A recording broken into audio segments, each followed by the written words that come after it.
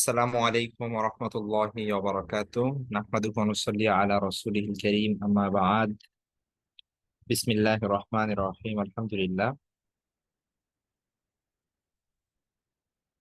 আল কোরআনের ঘটনাবলী কোর্সের আজ আমরা 11তম সেশনে। তো আমাদের আজকের টপিক হচ্ছে হযরত শুআয়ব আলাইহিস সালাম।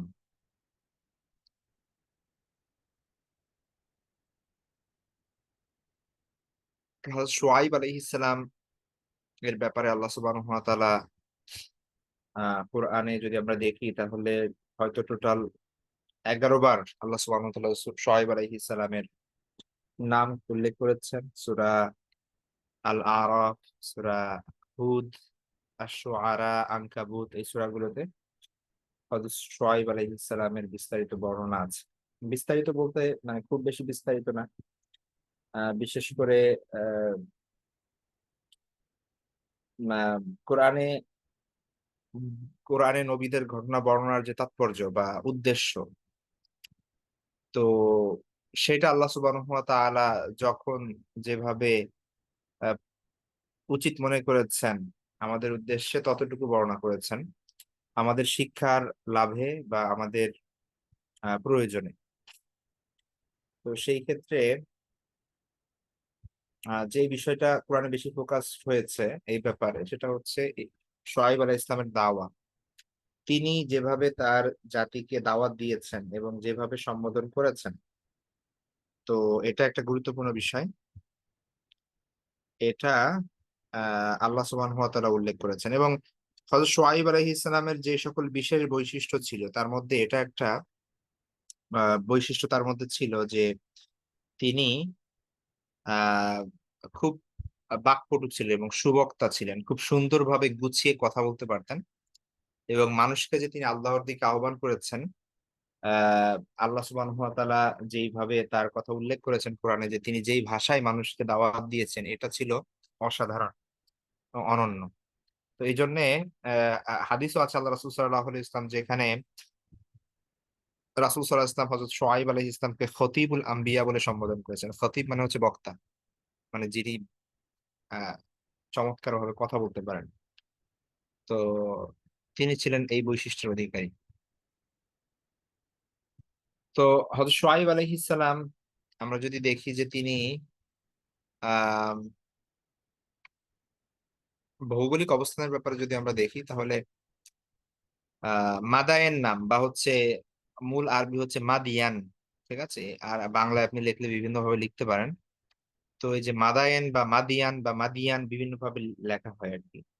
ইংলিশে এটার বানান লেখা হচ্ছে এই যেভাবে আ এম-ই দিয়ে অথবা এম-আই দিয়ে মিডিয়ান অথবা মিডিয়ান এভাবে লেখে। তো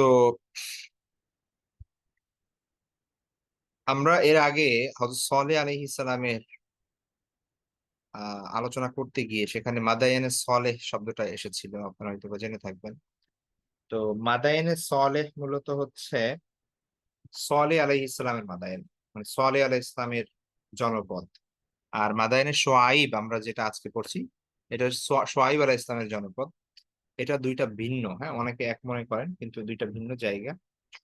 আ আমরা যদি দেখি যে বর্তমানে এই জনপদের অবস্থানের ব্যাপারে যদি আমরা দেখি তাহলে সেটা সৌদি আরবে।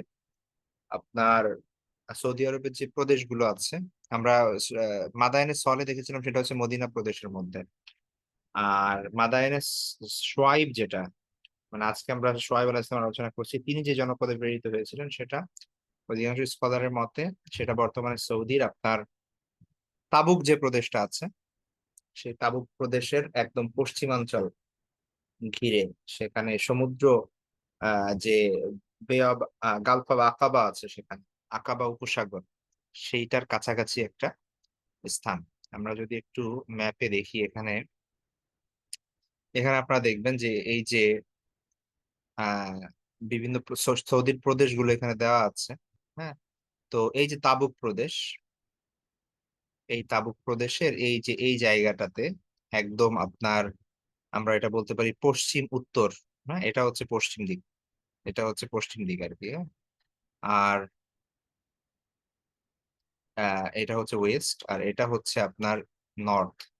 ঠিক আছে, তাহলে সৌদির একদম নর্থ ওয়েস্ট সাইড, পশ্চিম উত্তরাঞ্চল, একদম এই জায়গাটায় এটা হচ্ছে মূলত মাদায়েনের জায়গা আর কি। এটা হচ্ছে মূলত রেড সি বা লোহিত সাগর বলি আমরা যেটাকে, যেটা মূলত ওই আফ্রিকা এবং জাজিরাতুল আরবের মধ্যে পার্থক্য সৃষ্টি করেছে।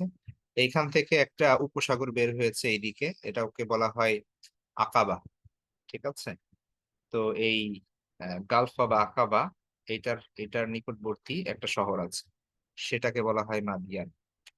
আহ, তো এখানে একটু বিস্তারিত দেওয়া আছে, এই যে আপনার আরো আরো করে দেওয়া আছে। তো এই যে আল বাহরুল আহমার মানে হচ্ছে রেড সি। ঠিক আছে, তো এই জায়গাটা ছিল হযরত শুআয়ব আলাইহিস সালামের অবস্থান, এই যে এই জায়গাগুলোতে,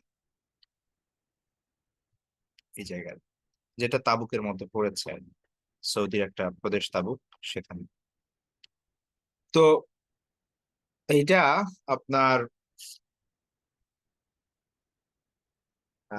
এই এরিয়াটা আসলে কতটুকু বিস্তৃত ছিল বা কত বড় বড় ছিল এটা তো আমরা এক্স্যাক্টলি জানি না। বাকি আপনি যদি দেখেন তাহলে মানচিত্র দেখবেন যে এটা হচ্ছে জর্ডানের, জর্ডান মানেই হচ্ছে এই জায়গাগুলোকে মূলত এই যে এই এরিয়াটা আছে, এই পুরো এরিয়াকে মূলত বলা হতো শাম। হ্যাঁ, জর্ডান থেকে শুরু করে যে প্যালেস্টাইন, ইসরায়েল, তারপরে হচ্ছে আপনার এই যে সিরিয়া, হ্যাঁ, লেবানন, এই পুরো লিভ্যান্ট এরিয়া, এই জায়গাটাকে বলা হয় লিভ্যান্ট। এই লিভ্যান্ট এরিয়াটা হচ্ছে বিলাদুস শাম, মানে শাম দেশ বলি। শাম বলতে এখন কোনো দেশের নাম নাই। ঠিক আছে, এটা অঞ্চল বলা হয়, শাম অঞ্চল। জর্ডানও এটার অন্তর্ভুক্ত। তো এখন এক্স্যাক্টলি যেভাবে আপনার মানচিত্রে যেই সীমারেখা দেওয়া আছে, এটা তো আসলে আধুনিক সময় দেওয়া। বিশেষ করে প্রথম বিশ্বযুদ্ধের পরে এই জিনিসগুলো ভাগ হয়েছে। মানে সবই ছিল অটোমান এম্পায়ার বা হচ্ছে উসমানী যে খেলাফত ছিল বা সালতানাত ছিল, সেটার অন্তর্ভুক্ত ছিল। তো খেলাফতে উসমানী আহ, পতন হওয়ার পরে এবং সেটার বিলুপ্ত হওয়ার পরে এগুলো সব ন্যাশন স্টেটে ভাগ হয় বিভিন্ন ভাবে। জাতি রাষ্ট্রগুলোর জন্ম হয় এবং সেই সময় হচ্ছে বর্ডার গুলো দেওয়া। কিন্তু মেইনলি এগুলো তো আসলে বর্ডার ছিল না। তো এই যে এখন যে বর্ডার শাম এবং জাজিরাতুল আরবের মধ্যে মূলত যে বর্ডার, এই অঞ্চলটাই মূলত বলা হয় যে এটাই ছিল মাদিয়ান বা সোহাগ আল জায়গা। কিন্তু এক্স্যাক্টলি আসলে কতটুকু বিস্তৃত ছিল সেটা তো আমরা আসলে জানি না। ঠিক আছে, বাকি আরেকটা জিনিস খুব ইম্পর্টেন্ট জিনিস, সেটা আমি বলি আপনাদেরকে, সামনে আমাদের দরকার হবে, সেটা হচ্ছে যে এখন বিভিন্ন জায়গায় বা জাজিরাতুল আরবের বিভিন্ন জায়গায় বিভিন্ন শহর হয়েছে, তাই না, নগর হয়েছে, কিন্তু আপনাদের মনে রাখতে হবে যে এই পুরো এরিয়া কিন্তু একসময় কি ছিল, একসময় কিন্তু জনমানবহীন ছিল। ঠিক আছে, একদম। আপনার ইয়ামেন কেন্দ্রিক একটা সভ্যতা ছিল, অনেক আগে থেকে ইয়ামেন কেন্দ্রিক সভ্যতা ছিল, এবং ইয়ামেন কেন্দ্রিক যেহেতু সমুদ্রের কাছাকাছি জায়গা এবং আফ্রিকার সাথে খুব কাছে, তো এইখানে মানুষ নৌকা দিয়ে আসা যাওয়া করা থেকে শুরু করে এই জায়গাটা বেশ উর্বর ছিল এবং মানুষের ছিল, আনাগোনা ছিল। কিন্তু আবার এই সিরিয়ায়, তো এইখানে একটা রুট ছিল আপনার ইয়ামেন থেকে নিয়ে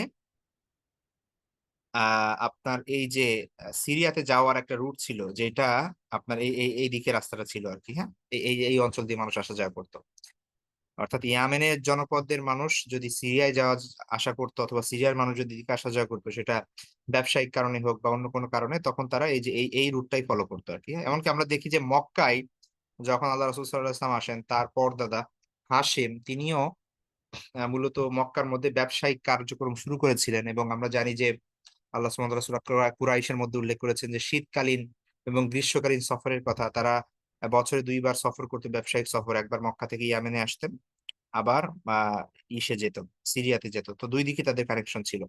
এমনকি আল্লাহ রসুল সাল্লাহ আলাইহি সিরাত পড়লে আপনারা দেখবেন যে এই মক্কা থেকে যখন হচ্ছে আপনার পণ্যবাহী মানে বিজনেস ট্রিপে তারা যখন বিভিন্ন পণ্য এবং সম্পদ নিয়ে যখন সিরিয়ার উদ্দেশ্যে যেত, তো মাঝখানে তো মদিনা পড়ে, এবং মদিনায় আল্লাহ রাসূল সাল্লাল্লাহু আলাইহি ওয়াসাল্লাম ছিলেন।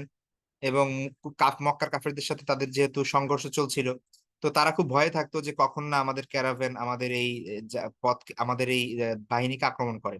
ঠিক আছে, আমাদের এই আপনার ব্যবসায়িক যে কাফেলা আছে, সেই কাফেলায় না আবার আক্রমণ করে কখন রাসূল সাল্লাল্লাহু আলাইহি ওয়াসাল্লাম। এভাবে কিন্তু বদরের যুদ্ধ হয়েছে, এভাবে আমরা জানি। আবু সুফিয়ানের নেতৃত্বে যে বিশাল বাহিনী, মানে বিশাল যে ব্যবসায়িক কাফেলা, ঠিক আছে, অনেক ধন সম্পদ নিয়ে তারা মক্কা থেকে সিরিয়ায় যাচ্ছিল। তো আল্লাহ রাসূল সাল্লাল্লাহু আলাইহি ওয়াসাল্লাম এই পথে আটকাতে চাইছিলেন তাদেরকে, কিন্তু তারা পার হয়ে গেছিল। তো আল্লাহ রাসূল সাল্লাল্লাহু আলাইহি ওয়াসাল্লাম অপেক্ষা করছিলেন কখন ওরা ফিরবে।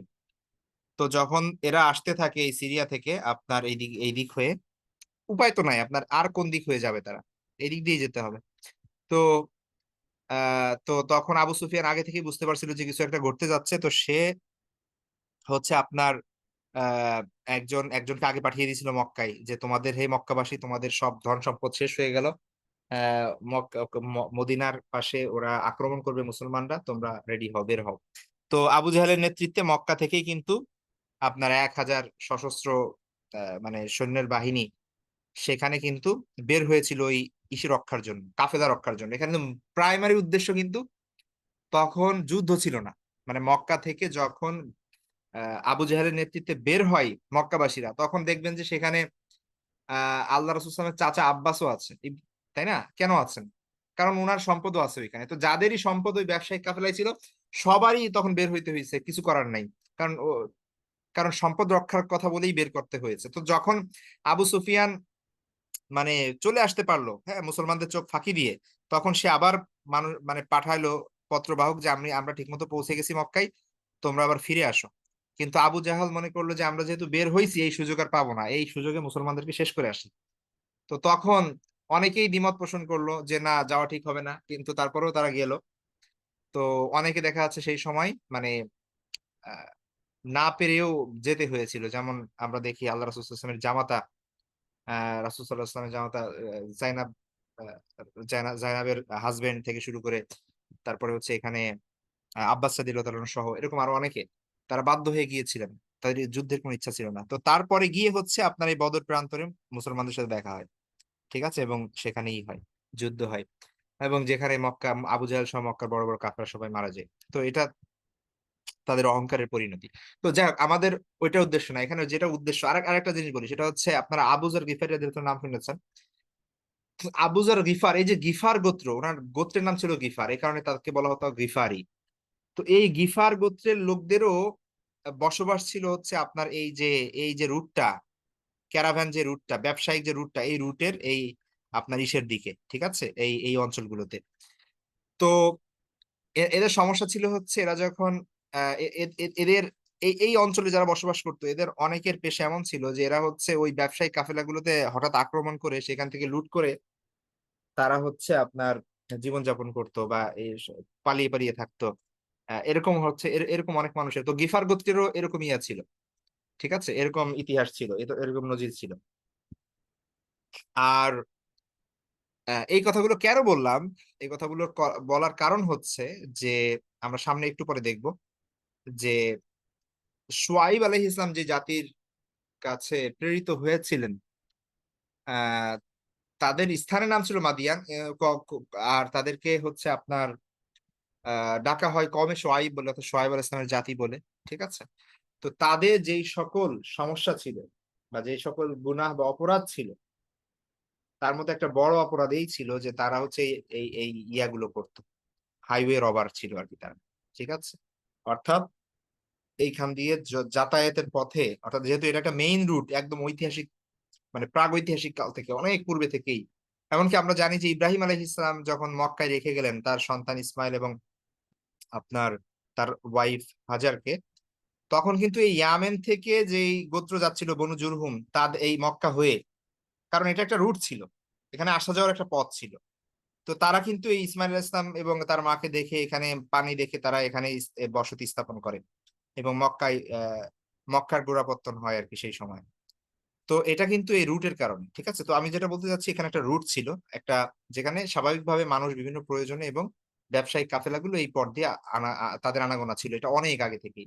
তো সোয়াইব আলাহ ইসলামের যে জাতি, তারা ছিলেন এই যে এই এলাকায়, হ্যাঁ। তো এইখানে মূলত তারা যেটা করতো সেটা হচ্ছে, তাদের অনেক অপরাধের মধ্যে এটা একটা বড় অপরাধ ছিল যে তারা এই যাতায়াত পথে যারা উৎপেতে থাকতো, এবং মানুষ যখন সম্পদ নিয়ে, ব্যবসায়িক আহ, পণ্য নিয়ে, বা হচ্ছে টাকা পয়সা নিয়ে যখন যাতায়াত করতো, তো তারা সুযোগ পেলে এদের এগুলো ছিনতাই করতো এবং লুট করতো। লুটতরাজ ছিল তাদের অন্যতম একটা মানে ক্রাইম, বড় ধরনের ক্রাইম। তো এটা আমরা সামনে দেখবো, এই জন্য এই বিষয়টা বুঝালাম আর কি। তো যাই হোক, আরেকটা শব্দ কোরআনে এসেছে যেটা হচ্ছে আসহাবুল আইকা। হ্যাঁ, আসহাবুল আইকা আপনি যদি কোরআনে দেখেন আল্লাহ সুবহানাহু ওয়া তাআলা আসহাবুল আইকার কথাও কোরআনে উল্লেখ করেছেন, বিশেষ করে সূরা আশ-শুআরার মধ্যে। এখন আসহাবুল আইকা, আইকা শব্দের অর্থ হচ্ছে আপনার মানে ঘন জঙ্গল। ঠিক আছে? যেখানে গাছপালা আছে। তো অর্থাৎ মানে জঙ্গলের অধিবাসী এক কথায় যদি বলি। জঙ্গলের অধিবাসী মানে হচ্ছে যেখানে গাছপালা ছিল, অরণ্য ছিল, এমন একটা জনপদের অধিবাসী। ঠিক আছে? এখন কুরআনে যদি আমরা দেখি তাহলে সূরা হুদের মধ্যে এবং অন্যান্য সূরার মধ্যে মাদিয়ানের ব্যাপারে আল্লাহ সুবহানাহু ওয়া তাআলা বলেছেন কোরআনের মধ্যে যে, আমি কি করেছি? আ মানে মাদিয়ানে তাদের ভাই, মাদিয়ানবাসীদের কাছে তাদের ভাই শুআয়বকে প্রেরণ করেছি। ঠিক আছে? যেটা আল্লাহ সুবহানাহু ওয়া তাআলা বলেছেন কোরআনের মধ্যে। আমরা যদি কোরআনে দেখি তাহলে ওয়া ইলা মাদিয়ানা আখাহুম শুআয়বা, যে আমি মাদিয়ানে প্রেরণ করেছি তাদের ভাই শুআয়বকে। তার মানে শুআয়ব আলাইহিস সালাম যে মাদিয়ানের কাছে প্রেরিত হয়েছে, মাদিয়ানে প্রেরিত হয়েছেন এ ব্যাপারে কোনো সন্দেহ নাই। সূরা হুদের মাধ্যমে আমরা সেটা দেখি। হ্যাঁ? আবার আপনি যদি সূরা শুআরার মধ্যে যান সেখানে দেখবেন যে সেখানে আল্লাহ সুবহানাহু ওয়া তাআলা উল্লেখ করেছেন যে আসহাবুল আইকার কথা উল্লেখ করেছেন যে আসহাবুল আইকা তারা কি করেছে? রাসূলদের প্রত্যাখ্যান করেছে। যখন শুআয়ব আলাইহিস সালাম তাদেরকে করলেন, আহ্বান করলেন আ ইসের দিকে, আপনার কিসের দিকে? মানে তাদেরকে বললেন যে, "তোমরা কি আল্লাহকে ভয় করবে না?" তো এখন দেখা যাচ্ছে শুআয়ব আলাইহিস সালামের কথা আল্লাহ সুবহানাহু ওয়া তাআলা মাদিয়ানের সাথে উল্লেখ করেছেন, আবার আসহাবুল আইকার সাথে উল্লেখ করেছেন। এখন কথা হচ্ছে এই যে ২ টা জাতি, ঠিক আছে? এই ২ টা জাতি কি একই জাতি নাকি আলাদা জাতি? তো এটা একটা ইখতিলাফের বিষয়। আ মানে আ ২ টা মত আছে এ ব্যাপারে। মুফাসসিরিন একরামদের মধ্যে বড়, বড় মুফাসসির কেরাম ইবনে কাসির, কুরতুবী, তাফসিরে হচ্ছে তাফসিরে জালালাইনের আ যে যারা লেখকদ্বয় আছেন, তাদের মতে মাদিয়ানবাসী এবং আসহাবুল আইকা একই জাতি। ঠিক আছে? তো এই অর্থাৎ যেহেতু আমরা জানি যে শুআয়ব আলাইহিস সালাম একটি জাতির কাছে প্রেরিত হয়েছিলেন এবং আল্লাহ সুবহানাহু ওয়া তাআলা কোথাও মাদিয়ান বলছেন স্থানের আ দিকে সম্পৃক্ত করে, আবার কোথাও আ আসহাবুল আইকা বলেছেন ওই লোকদের সাথে সম্পৃক্ত করে। যেহেতু সেই জায়গায় এমন স্থানে তারা বসবাস করত যেখানে গাছপালা ছিল, অরণ্য ছিল। আর কেউ মনে করেন যে ২ টা আলাদা জাতি। ঠিক আছে? এবং এখানে যারা এটা বলেন তারা আবার বিভিন্নভাবে তাতবিক বা মেলানোর চেষ্টা করেন যে এটা হচ্ছে ২ টা কাছাকাছি নিকটবর্তী ২ টা জাতি হয়তোবা পাশাপাশি বসবাস ছিল এবং ২ জনদের প্রতি আল্লাহ সুবহানাহু ওয়া তাআলার শুআয়ব আলাইহিস সালামকে পাঠিয়েছিলেন। যাই হোক, এই ধরনের মতামত আছে। তো আমরা এটা ধরে নিতে পারি যে আসহাবুল আইকা আ আর মাদিয়ানবাসী এটা আসলে আলাদা কেউ না, একই জিনিস, একই লোক, একই জনগোষ্ঠী। অথবা হতে পারে যে পাশাপাশি একদম পাশাপাশি একই গোত্রের ২ টা মানে ২ ধরনের মানে এমন হয় না যে পরবর্তীতে সেপারেট হয়ে যায়, পাশাপাশি বসবাস করে। তো এটাও হতে পারে। ঠিক আছে? ওটাও হতে পারে। সময়কালের ব্যাপারে যদি আমরা দেখি যে সোহাইব আলাইহিস ইসলামের সময়কাল কোন সময়ে, তাহলে এ ব্যাপারে সবাই একমত যে এটা ইব্রাহিম আলাইহিস ইসলামের পরে এবং আ মূসা আলাইহিস ইসলামের আগে। ঠিক আছে? এখন মূসা আলাইহিস সালামের আগে বলতে মূসা আলাইহিস সালামের আপনার আ কাছাকাছি আগে মানে একদম আগত যুগে, যেটা আমরা মূসা আলাইহিস সালামের ঘটনার সাথে সোহাইব আলাইহিস সালামের ঘটনার কিন্তু আ যোগসাজশ আছে। আপনারা জানেন যে নবী হওয়ার পূর্বে মূসা আলাইহিস সালাম তো ফেরাউনের ঘরে যখন লালিত পালিত হন এবং আমরা সামনে ইনশাআল্লাহ নেক্সট ক্লাসে ইনশাআল্লাহ মূসা আলাইহিস সালামের ঘটনা পড়ব। তো সেইখানে বিস্তারিত জানবো এই ব্যাপারে। তো মূসা আলাইহিস সালাম আ ওই যে একজন কিপ্তি এবং বনী ইসরায়েলের মধ্যে যে মানে ঝগড়াঝাটি হচ্ছিল, মূসা আলাইহিস সালাম সেটা থামাতে গিয়ে তিনি আঘাত করে বসেন এবং তারপরে দেখা যায় যে ওই কিপ্তি মারা যায়। তো এটার কারণে পুরো ফেরাউনের আ সাম্রাজ্যে তো তোলপাড় সৃষ্টি হয়ে যায় যে কে এই লোককে হত্যা করেছে।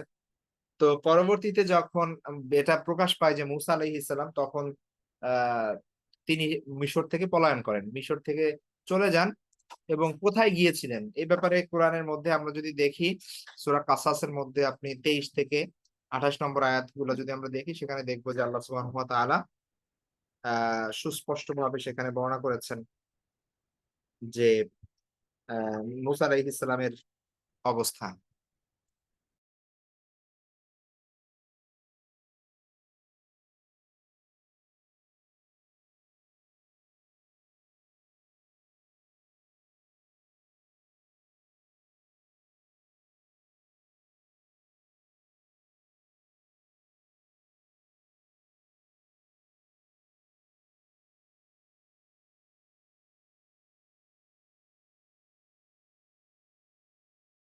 ওকে, তো আমরা যদি দেখি যে সূরা কাসাসের 23 থেকে 28 নম্বর আয়াতে সেই জায়গায় আল্লাহ সুবহানাহু ওয়া তাআলা উল্লেখ করেছেন মুসা আলাইহিস সালামের ব্যাপারে যে তিনি যখন মাদিয়ানে যান, এই যে মাদিয়ান, ওয়ালাম্মা ওয়ারাদা মাদিয়ানা, মাদিয়ানের একটা কূপের কাছে যখন মুসা আলাইহিস সালাম পৌঁছেন, তো সেইখানে তিনি দেখেন যে সেখানে ২ টা মেয়ে মানুষগুলা কি করতেছে, ওই যে তাদের পশু পাখিকে পানি পান করাচ্ছে কূপ থেকে।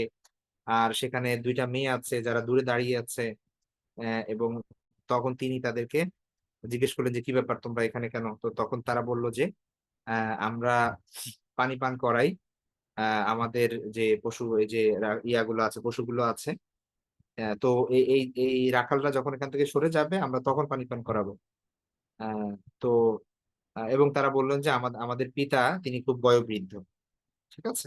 তো এখানে আল্লাহ সুবহানাহু ওয়া তাআলা সরাসরি উল্লেখ করেন নাই যে এখানে এক্সাক্টলি শাইখুন কাবীরুন, মানে তারা যে বলছে যে আবুনা শাইখুন কাবীর, যে আমাদের পিতা একজন বয়স্ক বৃদ্ধ মানুষ।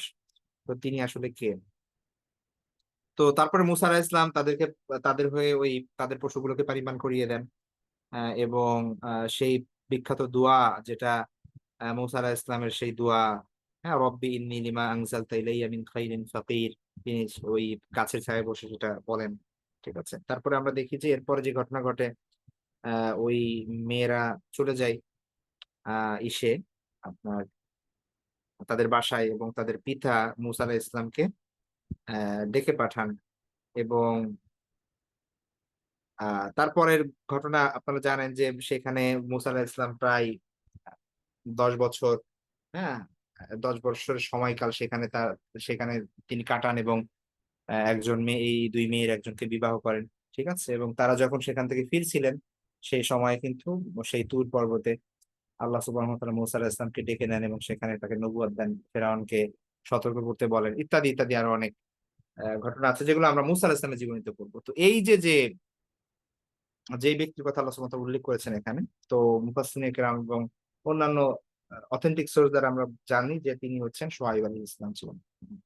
তো তার মানে হচ্ছে শুআয়ব আলাইহিস সালাম তখন কিন্তু বৃদ্ধ হয়ে গিয়েছেন, একদম শেষ বয়সে পৌঁছেছেন।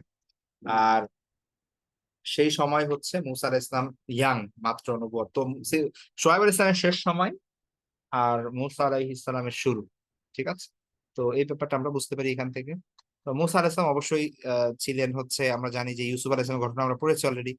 তো ইউসুফ আলাইহিস সালাম যে মিশরে ছিলেন, এভাবেই কিন্তু বনু ইসরাইল মানে ইয়াকুব আলাইহিস সালাম তার সন্তানাদি সহ মিশরে যে আসলেন, হ্যাঁ? এটা আবার ম্যাপ দিয়ে বোঝাই আপনাদেরকে। এটা হচ্ছে এই যে কানান বা প্যালেস্টাইন, শাম, ঠিক আছে?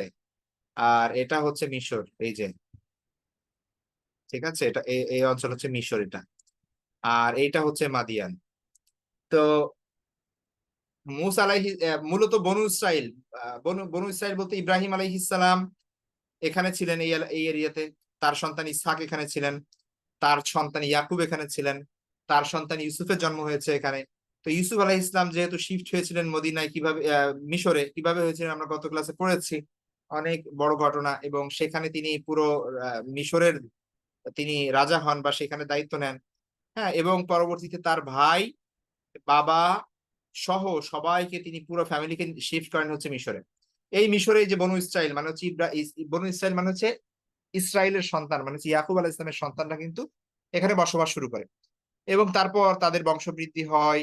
তো আরো অনেক পরে গিয়ে এখানে তারা পরবর্তীতে এই এমন একটা অবস্থায় পড়ে যে ফেরাউনের রোষানলে পড়ে, এবং আ ফেরাউনের যে লোকজন কিপ্তি, তাদের যে বংশ আছে, এদের সাথে শত্রুতা সৃষ্টি হয় বনু ইসরাইলের। ঠিক আছে?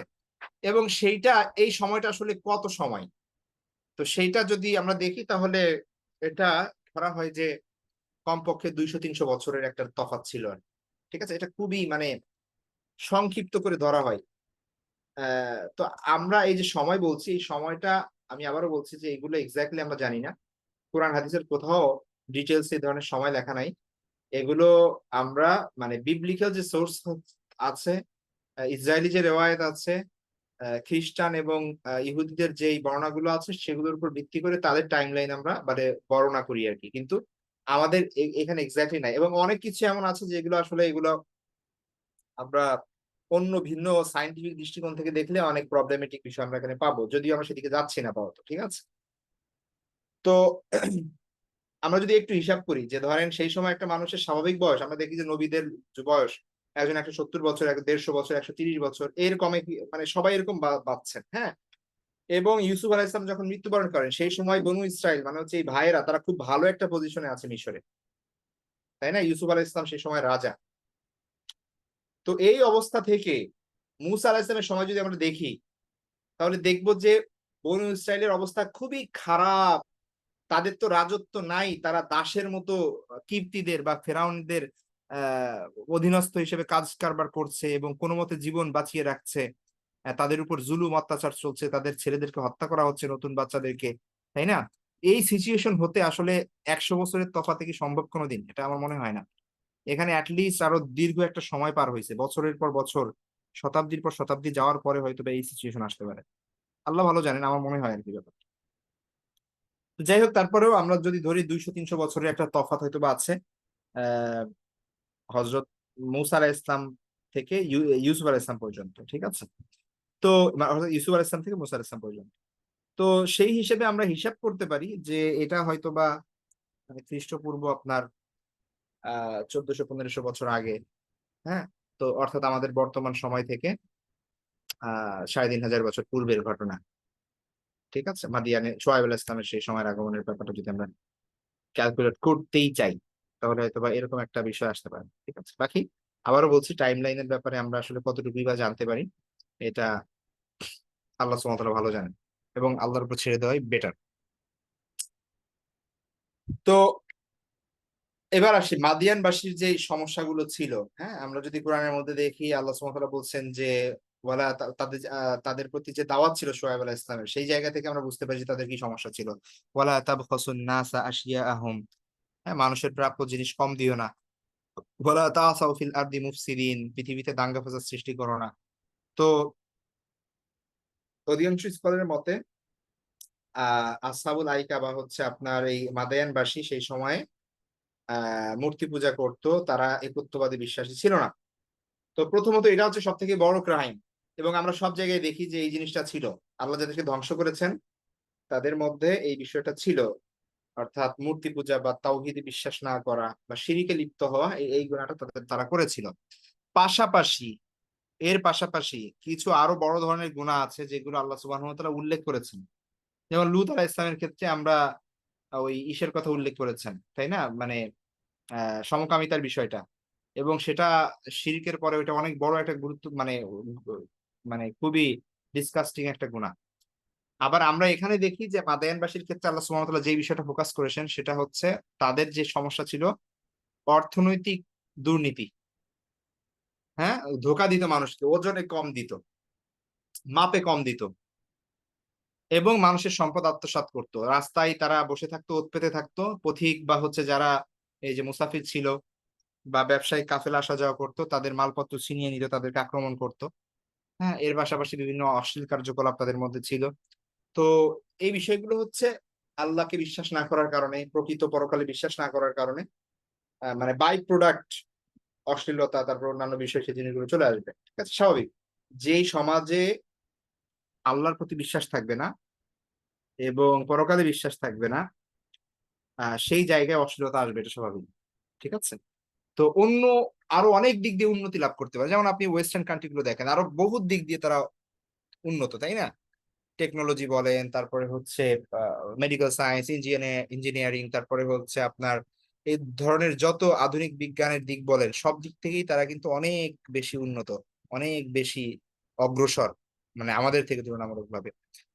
কিন্তু তারা তাদের মধ্যে যদি আপনি দেখেন আল্লাহর বিশ্বাস, পরকালে বিশ্বাস এই জিনিসটা খুবই কম। তো যার কারণে অশ্লীলতা সেই জিনিসগুলো অটোমেটিক চলে আসবে। তো আপনি যখন দেখবেন যে আমাদের সমাজে অশ্লীলতা প্রচার প্রসার হচ্ছে, তার মানে আপনি বুঝবেন যে এখানে আল্লাহর প্রতি বিশ্বাস, আস্থা এবং পরকালের প্রতি বিশ্বাস, এই জিনিসগুলো আস্তে আস্তে কমে যাচ্ছে। ঠিক আছে? এটা স্বাভাবিক। তো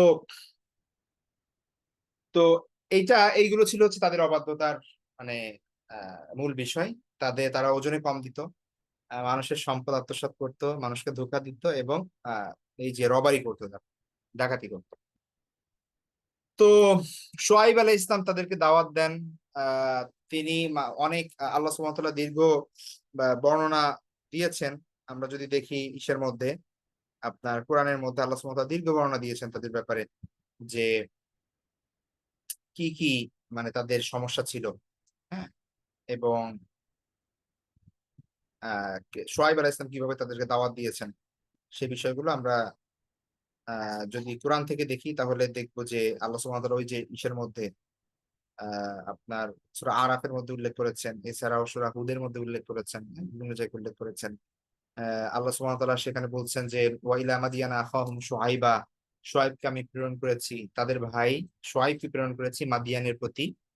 তিনি তাদেরকে বললেন, ইয়া কওমি, হে আমার হে আমার জাতি, উবুদুল্লাহ মা লাকুম মিন ইলাহিন গায়রু, আল্লাহর ইবাদত করো। কি হলো তোমাদের যে তোমরা আল্লাহ ব্যতীত অন্য ইলাহ গ্রহণ করছো?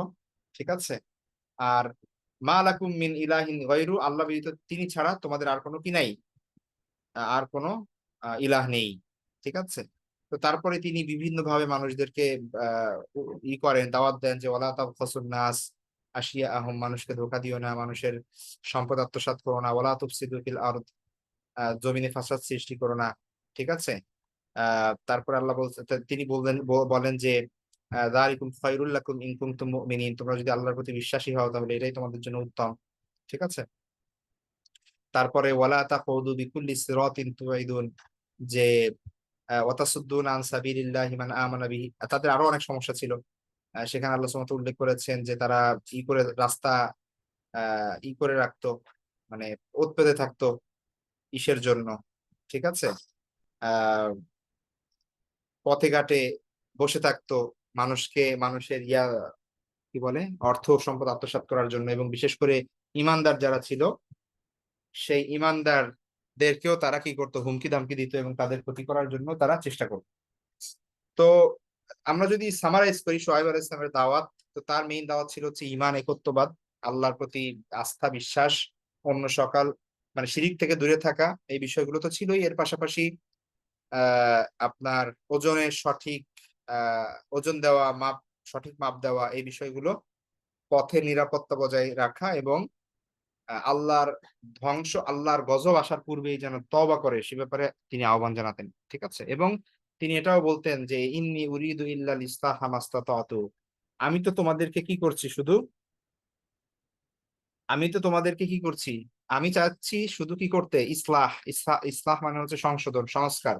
ঠিক আছে। আমি আমার সাধ্য মতো শুধু তোমাদের সংশোধন করতে চাচ্ছি, এছাড়া তো আর কিছুই চাচ্ছি না তোমাদের কাছে আমি। কিন্তু তার কওম তাকে মিথ্যাবাদী বলতো, উপহাস করতো, এবং আহ তাকে এবং তার যে অনুসারী যারা ছিল, যারা তাকে ফলো করতো, মুষ্টিমেয় কিছু মানুষ, তাদেরকে সেখান থেকে বের করে দেওয়ার হুমকি দিত এবং বিভিন্ন ভাবে তাদের কাজে সমস্যা সৃষ্টি করতো। তো এটা যেটা আমরা সবার সবার ক্ষেত্রেই দেখি। হ্যাঁ। এবং তারপরে যেটা হয় আমরা জানি যে এরপরেই মূলত আল্লাহ সুবহানাহু ওয়া তাআলার গজব আসে। হ্যাঁ, এই কওমের পরিণতি, যখন শুআয়ব আলাইহিস সালাম দাওয়াত দিলেন এবং তারা প্রত্যাখ্যান করলো, এইভাবে অনেকটা সময় পার হওয়ার পরে আল্লাহ সুবহানাহু ওয়া তাআলা তাদের উপর ভয়াবহ শাস্তি নাজিল করলেন। সেখানে তাদের শাস্তির ব্যাপারে উল্লেখ আছে কোরআনে। একটা হচ্ছে ভূমিকম্প হয় এবং আকাশ থেকে আগুনের শিখা, মানে বৃষ্টির মতো, মানে মেঘে ছেয়ে যায় এবং সেখান থেকে আগুনের বৃষ্টি বর্ষণ হতে থাকে। এই দুইটা প্রধান ছিল, আরো প্রবল শব্দ। হ্যাঁ। তো এই ধরনের বিষয় আমরা কোরআন থেকে পাই যে তাদের শাস্তি এরকম দেওয়া হয়েছিল। হ্যাঁ। তো সূরা হুদের মধ্যে আল্লাহ সুবহানাহু ওয়া তাআলা উল্লেখ করেছেন যে ফাআখাযাতহুমুর রাজিফাতু ফাআসবাহু ফি দারিহিম জাসিমিন, যে ভূমিকম্প তাদেরকে গ্রাস করলো, ফলে তারা কি করলো, মানে রাতের বেলা এমনটা হলো এবং সকাল হলে দেখা গেল তারা নিজেদের ঘরে, মানে আপনার মরে পড়ে আছে সবাই। এভাবে তারা পুরো ধ্বংস হয়ে গেল। আল্লাহ সুবহানাহু ওয়া তাআলা অবশ্য শুআয়ব আলাইহিস ইসলামকে এবং তার যে অনুসারী যারা আছে তাদেরকে আল্লাহ সুবহানাহু ওয়া তাআলা রক্ষা করেছিলেন এই গজব থেকে এবং এই আযাব থেকে।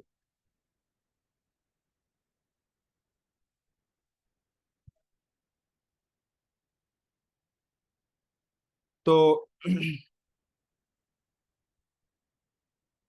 আমরা সোহাইব আলাইহিস ইসলামের সন্তানাদি বা তার ব্যক্তিগত জীবন সম্পর্কে আসলে খুব বেশি জানি না, তার বিবাহ বা অন্যান্য বিষয় সম্পর্কে।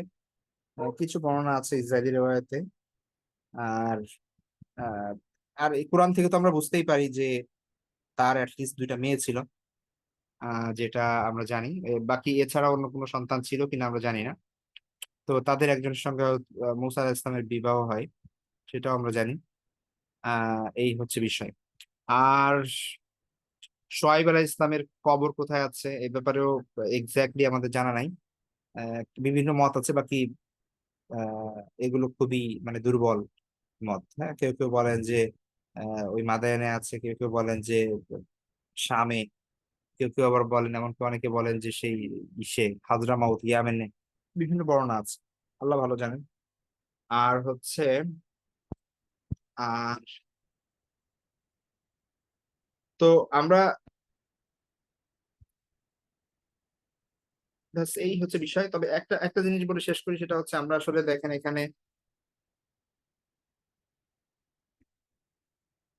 অনেক সময় আমরা মানে এমন এমন গুনাহের মধ্যে আমরা ডুবে আছি যে আমাদের সমাজের দিকে যদি আমরা তাকাই, যে এগুলো কিন্তু অনেক বড় কারণ ছিল পূর্ববর্তী জাতি ধ্বংস করে দেওয়ার পিছনে। ঠিক আছে, কিন্তু আমরা হয়তো বা সেগুলোকে ভ্রুক্ষেপ করি না। হ্যাঁ, তো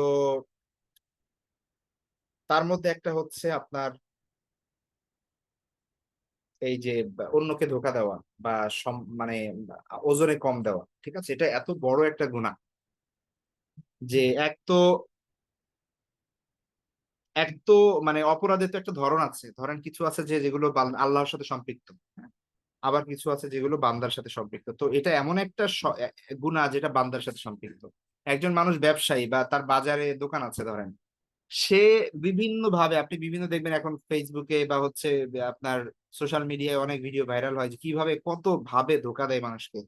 হ্যাঁ, ওজনে এমন ভাবে তারা মাপ দেয় যে দেখা যাচ্ছে যে ওজন 100 গ্রাম, 150 গ্রাম এটা ঠকাচ্ছে প্রতি কেজিতে মানুষকে। তো কত বড় ডেঞ্জারাস বিষয় এটা, একটু চিন্তা করেন আপনি যে আপনি ধরেন একটা মানুষ সারা জীবন কোনোদিন রোজা রাখে নাই, বা সারা জীবন ধরেন মদ খেয়েছে ধরেন, ফর এক্সাম্পল, তাই না? তো আমাদের সমাজে এই লোকটাকে কত খারাপ ভাবে দেখা হবে যে ও কি করে, মদ খায়। আবার অথবা ধরেন একজন মানুষ শুকর জবাই দিয়ে শুকরের গোস্ত খেলো, আপনি তো ওর বাড়ি আশেপাশেও যাবেন না এটা যদি শুনেন। মনে করবেন যে এটা কি অবস্থা, মানে কত খারাপ একটা অপরাধ। কিন্তু অথচ দেখেন মিথ্যা বলা, গীবত করা, তারপরে হচ্ছে অন্যের নামে কুৎসা রটানো, অপবাদ দেওয়া, হ্যাঁ, অন্যের মনে কষ্ট দেওয়া, এগুলো কিন্তু আরো অনেক বড় বড় অপরাধ। ঠিক আছে, এগুলো কিন্তু আমরা যেহেতু অভ্যস্ত, আমরা এই কারণে এটাকে অত বেশি কিছু মনে করি না। কিন্তু যেহেতু শুকর আমাদের আশেপাশে কেউ খায় না, কেউ যদি একজন খায়, এটা মনে করেন যে তাকে পুরো সোশ্যালি বয়কট করা হবে। ঠিক আছে, তো ব্যাপারটা হচ্ছে আমাদের জন্য খুবই কনভিনিয়েন্ট যে এই বিষয়গুলো পালনীয় ওইগুলো আমরা করি এবং ওইগুলাকে খুব দাম দেই। আর যেগুলো আমাদের জন্য কঠিন, ওইগুলো থেকে আমরা দূরে থাকি। এই হচ্ছে আমাদের অবস্থা। ঠিক আছে, তো একজন মানুষ ধোকা দেয় মানুষকে, তারপরে ওয়াদা খেলাফ করে, মিথ্যা কথা বলে, এরকম লোক সমাজে অনেক। কিন্তু দাড়ি আছে, টুপি আছে, অথবা হচ্ছে নামাজও পড়তেছে 5 ওয়াক্ত, এরকম মানুষও আছে। সমাজে সম্ভ্রান্ত মানুষ সে, হ্যাঁ, সুদ খাই, অথচ কত বড় গুনাহ। ঠিক আছে, তো যাই হোক, ওইটা আলাদা টপিক। যেটা আমি বলতে চাচ্ছি সেটা হচ্ছে যে ধরেন একটা মানুষ সারা জীবন মদ খেয়েছে, সারা জীবন শুকরের গোস্ত খেয়েছে, হ্যাঁ, হারাম খাবার খেয়েছে ধরে, এগুলো সবই হচ্ছে আল্লাহর সাথে তার মানে আল্লাহ হারাম করছেন, সে হারাম করছে, হারামের মধ্যে লিপ্ত হয়েছে। ঠিক আছে, অথবা জিনা করেছে, সারা জীবন জিনা করেছে। আল্লাহর কাছে যদি সে শেষ জীবনে এসে যদি মাপ চায় এবং আল্লাহ যদি তার এটা কবুল করেন, তাহলে কিন্তু সব মাফ হয়ে যাবে। কারণ এটা আল্লাহর অধিকার আছে তাকে ক্ষমা করে দেওয়ার। এবং আল্লাহ বলেছেন যে শিরিক ব্যতীত বাকি যে গুনাহগুলো আছে এটা তিনি চাইলে ক্ষমা করে দিতে পারেন, আল্লাহ বান্দা যদি সেইভাবে তওবা করে। হ্যাঁ, এবং ওই তওবার পরে যদি তার মৃত্যু হয় বা আল্লাহ যদি তার কোনো ভালো জিনিস কবুল করে যদি ক্ষমা করে দেন, সেটা আল্লাহ করেন। কিন্তু আপনি যদি কারো কারো ক্ষতি করে থাকেন, আর্থিক ভাবে হোক বা অন্য কোনো ভাবে হোক, তার কাউকে যদি ধোকা দিয়ে থাকেন, তাহলে ওই কনসার্নড বা ওই মানে পার্টিকুলার মানুষের থেকে আপনার ক্ষমা নিতে হবে আগে। আদারওয়াইজ আল্লাহ সুবহানাহু ওয়া তাআলার কাছে সারা জীবন আপনি পড়ে থাকলেও বা সেজদায় পড়ে থাকলেও আপনার ক্ষমা হবে না। আল্লাহ কি করবেন আল্লাহ ভালো জানেন। বাকি এটা আমরা কোরআন এবং হাদিস থেকে এটাই বুঝি। যে বান্দার হক বান্দার সাথে আপনার আগে বোঝাপড়া করতে হবে। আদারওয়াইজ কিয়ামতের দিন আপনার কি করতে হবে? সওয়াব দিয়ে দিতে হবে, তার গুনাহ নিতে হবে। আপনি সারা জীবন তাহাজ্জুদ পড়েছেন, নামাজ পড়েছেন, এই সওয়াব সব তাকে দিয়ে দিতে হবে। আর তার যে মদ খাওয়ার গুনাহ, জেনা করার গুনাহ এগুলো আপনার কাঁধে নিয়ে জাহান্নামে যেতে হবে। চিন্তা করতে পারেন? তো যেই মানুষ ধরেন আপনি জানেন যে আপনি একে ধোঁকা দিয়েছেন, তাহলে আপনি একটা সময় হয়তোবা অনুতপ্ত হয়েও কি করতে পারবেন? আপনি আ ক্ষমাপ্রাপ্ত হতে পারেন। তাকে শেষ তাকে তার তার এটা শোধ করে দিলেন অথবা তার কাছে ক্ষমা চাইলেন। কিন্তু এই যে বাজারে যে আপনার দোকান, শত, শত মানুষ, হাজার, হাজার মানুষ যে আপনার কাছ থেকে ক্রয় বিক্রয় করতেছে, আপনি তাদেরকে জানেন না পার্সোনালি। জীবনে কোনদিন দেখাও হবে না আপনার সাথে। আপনি তো সারা জীবন মানে আপনার কোটি টাকা, কোটি, কোটি টাকা খরচ করে ফেললেও আপনি এদের খোঁজ পাবেন না যে কাকে আপনি ধোঁকা দিয়েছিলেন সেটা কিভাবে পূরণ করবেন। চিন্তা করেন যে কত বড় ডেঞ্জারাস একটা সিচুয়েশন। মানে কত কঠিন একটা বিষয় যে আপনি আপনার ভাইয়ের সম্পদ আত্মসাৎ করছেন। কিন্তু একটা সময় কিন্তু ওই ভাই আপনি জানেন যে আপনি তার এই ক্ষতিটা করছেন। তো আজ হোক, কাল হোক আল্লাহ যদি আপনাকে তৌফিক দেয় আপনি কি করতে পারবেন? ওইটা কিন্তু আ হয়তো তার একটা শোধ দিয়ে তার কাছে ক্ষমা চেয়ে নিতে পারবেন। হয়তো আল্লাহ যদি চান আপনাকে ক্ষমা করে দিবেন তারপর। কিন্তু যাকে আপনি জানেনই না, এই যে শত, শত হাজার, হাজার মানুষকে আপনি ধোঁকা দিচ্ছেন আপনার দোকান থেকে বা আপনার বিজনেস থেকে বা বিভিন্নভাবে যাদেরকে আপনি চিনেনও না, জানেনও না, জীবনে আর কোনদিন দেখা হবে না। এদের কাছ থেকে কিভাবে আপনি মাপ নিবেন? যদি আপনার মানে অনুতপ্ত হন পরবর্তীতে কি লাভ হবে? আপনি কোটি টাকা সাদাকা করে দিবেন। কিন্তু কোন লাভ হবে? সে তো আপনার ইয়াই করে দিবে। মানে কিয়ামতের দিন আপনার থেকে এগুলো উসুল করেই নিবে, তাই না? তো এইজন্যই খুব সতর্ক হতে হবে আমাদের। যেগুলো বান্দার হক এগুলো খুব ডেঞ্জারাস জিনিস। কিন্তু আমরা হয়তো এগুলো খুব বেশি কিছু মনে করি না। ঠিক আছে? এর থেকে অনেক ছোট অপরাধকে আমরা অনেক বড় করে দেখি। আবার অনেক বড় অপরাধকে আমরা কোন কেয়ারই করি না। তো এইজন্য এই ব্যাপারগুলো আ আমাদের বোঝা উচিত এবং এগুলো থেকে আমাদের শিক্ষা নেওয়া উচিত। যাই হোক আমাদের আজকে এই পর্যন্তই থাকবে। তো নেক্সট ক্লাস ইনশাআল্লাহ আমরা অন্য নবীর ব্যাপারে আলোচনা করব। তো সে পর্যন্ত সবাই ভালো থাকবেন, দোয়া করবেন। আল্লাহ হাফেজ। আসসালামু আলাইকুম ওয়া রাহমাতুল্লাহি ওয়া বারাকাতুহু।